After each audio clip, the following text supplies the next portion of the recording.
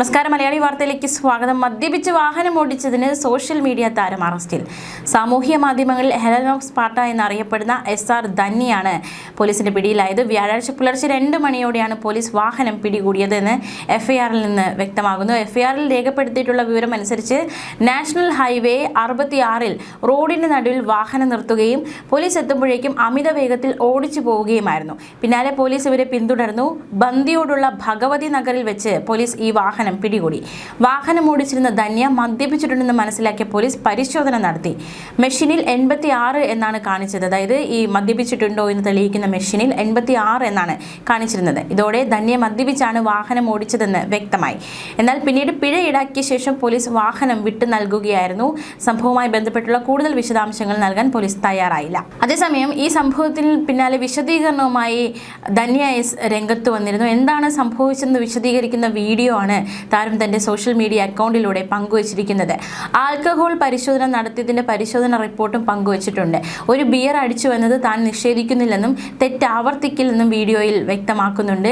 ഒരു സാധാരണ വ്യക്തിക്ക് മദ്യപിച്ച് വണ്ടി ഓടിച്ചതിന് പെറ്റി എങ്ങനെയാണോ വരുന്നത്, ആ പെറ്റിയാണ് തനിക്ക് വന്നിട്ടുള്ളത്.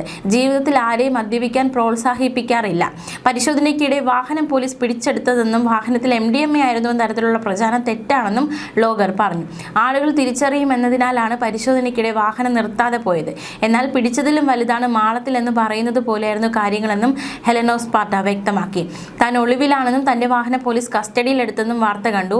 വണ്ടിയിൽ നിന്നും MDMA പിടിച്ചെന്നും ചിലർ പറയുന്നു. എന്നോട് ക്ഷമിക്കണം, ഒരു പരിപാടിക്കിടയിൽ ഒരു ബിയർ അടിച്ചിരുന്നു. വണ്ടി ഓടിക്കാൻ പാടില്ലായിരുന്നു. പരിശോധനയ്ക്കിടെ വാഹനം നിർത്താതിരുന്നത് ലൈറ്റിൽ ആളുകൾ ശ്രദ്ധിക്കുമെന്നും എന്നെ അറിയുന്ന ആളുകളായിരിക്കും അതൊരു വീഡിയോയിൽ പുറത്തേക്ക് വരേണ്ടതില്ലെന്നും വിചാരിച്ചാണ് നിർത്താതെ പോയത്. എന്തായാലും വീഡിയോ വരുന്നതിനേക്കാളും വളരെ വേഗത്തിൽ ഫേമസ് ആയി. എൻ്റെ വീടിന് മുന്നിലാണ് വാഹനം നിർത്തിയത്.